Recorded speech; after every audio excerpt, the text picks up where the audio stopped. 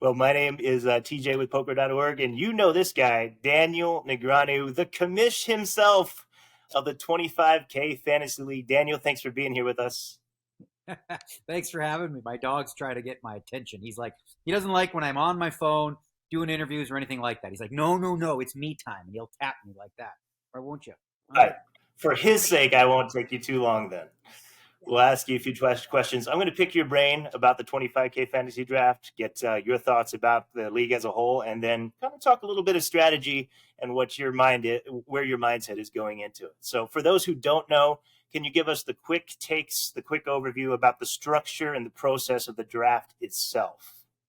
Yeah, so I've been a fantasy guy since 1996 with hockey. And we do not this boring snake draft stuff where you're like, oh, you got the first pick, so you get, a great player. None of that. You get to formulate, use a little more strategy by doing what's called an auction draft. So every team owner will get 200 points or bill or dollars, whatever you want to call them, to spend on 8 players to fill your team. And those players will be thrown out in an auction style. So, the name Phil Hellmuth will go out. The highest bidder gets them.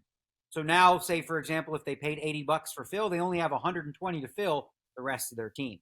So strategically, that opens up like a lot of different opportunities for different strategies. You can go with what's called the stars and scrubs, which is, get some big players and then some cheaper ones, or you can go for more of a mid-range team. As far as the scoring system goes, it's basically every event that happens at the World Series of Poker will have a point total associated with any cash, final table, and win. And they all vary. There's a lot of variance and luck in the way that the system works. Originally, it was designed because it was generally the people that were involved in it were generally mixed game players. So it generally heavily weighted the 10K mixed game players. But now the schedule was much more robust. There's also high roller, no limits. So it's an expanded group. In the past, you wouldn't just draft like a no limit guy because there wasn't enough big points up there. But today, it makes sense. Beautiful. Thank you. You say you are also like a fantasy hockey guy, fantasy sports guy. Do you think that experience with fantasy sports of all varieties give an advantage to people coming into this draft? I do think so, depending how you prepare. Like I prepare very extensively. I have a spreadsheet. I take all the players, I put them into tiers 1, 2, 3, 4, 5. I color code them. I have some highlights from each tier of guys that I want. So, and it's a living, breathing, document that obviously changes as things happen and stuff. But that comes from experience doing fantasy auction drafts since, like I said, 1996. And understanding what it means when, like, oh no, I overpaid for this one. So what does that mean? I have to make some adjustments here and get a lower tier player here. Or, I got this. Mostly what happens is like, I got this guy at a bargain. How did that happen? So now that frees up 20 extra units for me to bid on a better player than I would have expected. Living, breathing document. It sounds like a lot of work, a lot of research goes into it for sure. How much extra EV, let's say, for our poker players out there, do you gain from putting in a lot of research into something like this? Do you feel like you get a huge edge on your opponents who are coming in a little less prepared? Well, I'll tell you what. Throughout the 10 years, I came second last year, but I hadn't cashed since the first one, and I made a lot of mistakes. And a couple of those mistakes I've nipped in the bud. So I have like 3 specific pieces of advice for people. Number one is, well, actually just one, which is the most important one, which is don't bid on players that you haven't spoken to or know about, because often you'll hear a number and you're like, how the heck are they only going for 12? And you say 13, and everyone's like, dude, that guy's only playing 5 events. Oh, I didn't know that. No wonder, there's usually a reason why a player is not going for much. So I make sure that I will have a throwout list also. And the throwout list are players that I don't want on my team, but I know other people will bid on. And the idea behind that is exhaust some of their, resources so that it opens me up for the players that I want. Gotcha. Well, you've been doing this for 12 years, commissioner yourself, a lot of work on your end.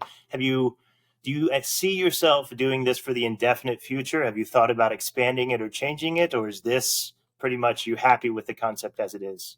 I'll tell you what's really cool about it. It's grown not just by me, but obviously the guy who runs 25kfantasy.com does an incredible job running that site. But also what's been born out of that is Mark Gregrich created a minor league, if you will, of $2,500 buy-in. So he runs the same thing.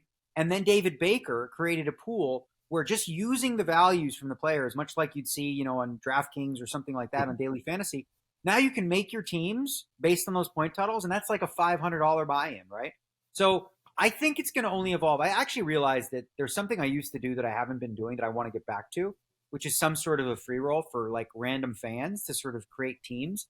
And I used to give away like 10K for a seat in the main event or something like that. So I think next year I'm going to come up with some sort of formula and create kind of an opportunity for everyone. Oh, that's awesome. We're all excited about that. I'll be in it for sure. Let me ask you a couple questions about your history within as a player and as a team.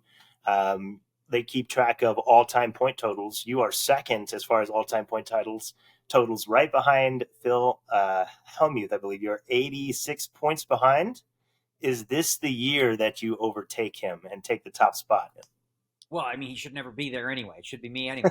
I had a couple rough years in the last little bit. I typically will go for the most. I actually think for the last 7, 8 years, I've been, me and Sean Deeb are interchangeable. Like, whoever bit gets the first one first, the other one usually goes for $1 more, and it's been me for the most part. Yeah, no, I definitely feel like last year was a down year for me, and I think that's an anomaly. So this year I expect to put up a solid chunk of points. All right, I'm going to throw some fast. Who would you rather have? Put you on the spot here. This year, going into 2023, if you're paying the same amount of dollars for them, all else things being equal, who would you rather have on your team? Okay. Okay. First one, Mike Matisow or Darren Elias? I'm going Darren Elias. Sorry, Mike. Okay. Phil Hellmuth or Phil Ivey? Well, I know Ivy's schedule, so that's going to be Phil Hellmuth. Ivy's not going to be playing much. How about Adam Hendricks or Josh Aria? That's a very good one. It's a close one. I don't know. I had Josh on my team last year, so I'll stick with Josh. Okay. Two more. Alan Kessler or Justin Bonomo? My God. I don't think I want, just for I just don't want Bonomo on my team. I don't want to have to root for him. So I'm going to go with Alan Kessler. Oh, my God. And last one, I think. That's a minus EV play that I just made. Sometimes Evie isn't everything. And last one, I think I'll know the answer to this, but we'll find out. Sean Deeb or yourself? Especially this year. If there's any year that I would take myself over Sean, it's this year. And it has less to do with anything outside of one thing. He's on a weight loss bet.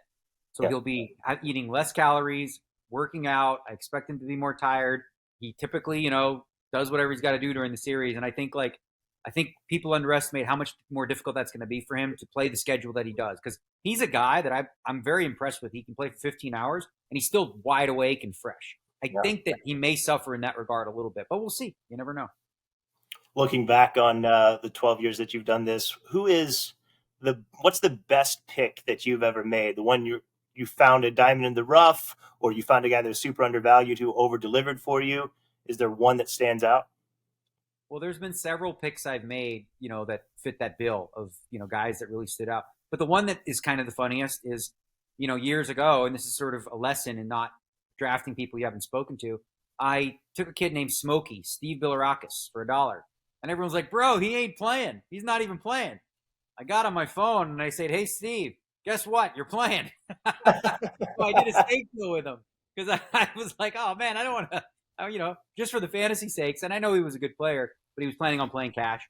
But I convinced him to venture into the tournament scene.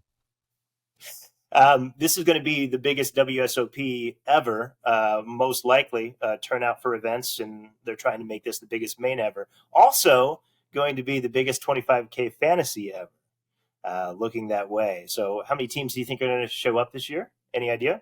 I am certain it will be the biggest ever. And I can tell you, usually every year what I do is I'm reaching out to people who have done it before and say, hey, will you come back this year? And I'm like pulling teeth, to get them to commit. This year I didn't do any of that. I didn't reach out to anybody. They all came to me in droves. And on my interest list, I have 22 teams that said they're in. Generally, when that happens, I factor in like 2 or 3 don't show for whatever reason. So my number would be between 19 and 20, I think, is what we'll have, which changes the thing drastically in terms of strategy and everything. Do you ever anticipate having to put a cap on number of players, or is it welcome for anyone until that problem arises? Yes, several people were asking me about a cap and whether we're going to do that, and we've never really had to. And there's really no reason to. There are plenty of poker players, right? There's always there's always going to be people. So it extends the list. But I'll tell you what, people take pride in being drafted. People want to be drafted. So more teams means more players drafted, and I think that's great for World Series of Poker and the buzz surrounding it. You got top 3 teams being paid last year. Is that going to be the case as well this year with more teams being entered? I have a formula. I released it underneath the original post, but I have it in my phone, and I just I made up the playoff structure myself. I believe if we have 20 players, 20 teams, it'll pay 4 spots or 5 spots, one of those two.